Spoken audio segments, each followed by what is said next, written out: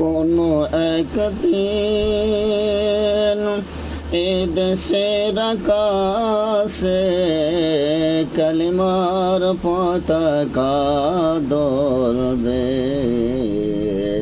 সেদিন সবাই আল্লাহর বিধান পেয়ে দুঃখ বেদনা ভুলবে। কোনো একদিন এই দেশের আকাশে কালিমার পতাকা ধরবে। সেদিন সবাই আল্লাহর বিধান পেয়ে দুঃখ বেদনা ভুলবে। কোনো